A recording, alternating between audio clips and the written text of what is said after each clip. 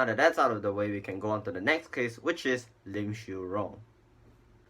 If that name sounded familiar to you, that was because in early January 2021, this case actually got back into media attention due to the fact that a breakthrough actually happened in the case, so the police found a new lead to follow. So anyways, let's get on with the case itself. Shiew Rong was a 7-year-old girl who lived in Toa Payoh and was the daughter of a drink stall owner in a coffee shop. Lim was known to be a very friendly young girl, even to strangers, and this was a very risky trait to have, especially if you were a young girl whose parents did not have much time to look after her. So most of the time, she was by herself with her sister playing at the nearby playground. And sometimes, Lim would be seen playing at the playground at times as late as 11 p.m.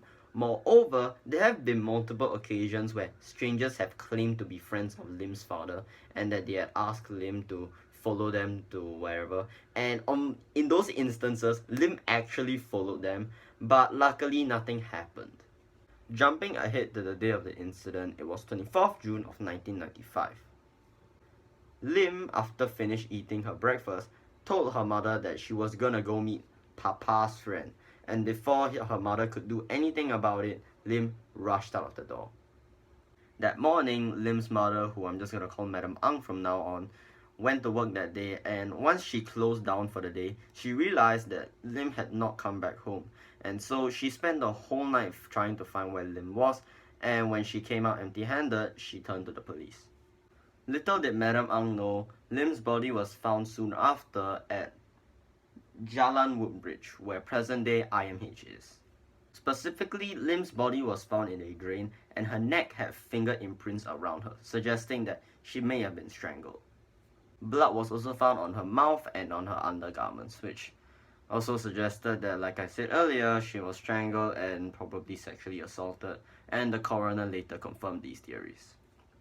And as you know, the killer was never found, because if he was, this case wouldn't be in the video.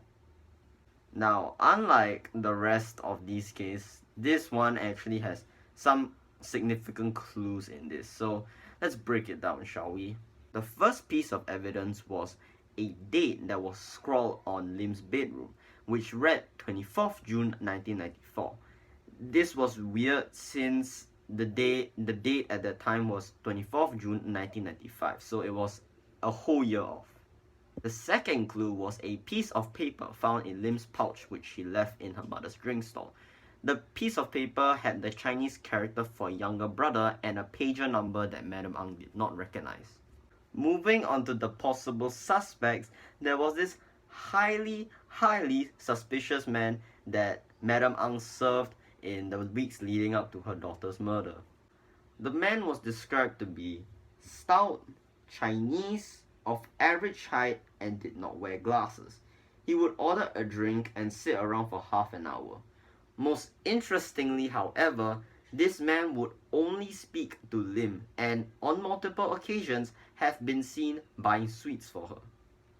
A few theories on what the clues might actually mean was that the first clue was, the date, the 24th June 1994, was that it was just an honest mistake. Since Lim's first language was Chinese, it wasn't English, so hey, maybe there was a chance that she just got the date mixed up.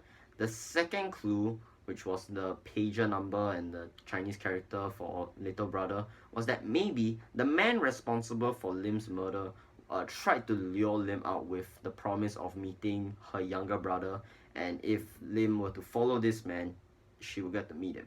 And, that happened, and that's something to think about.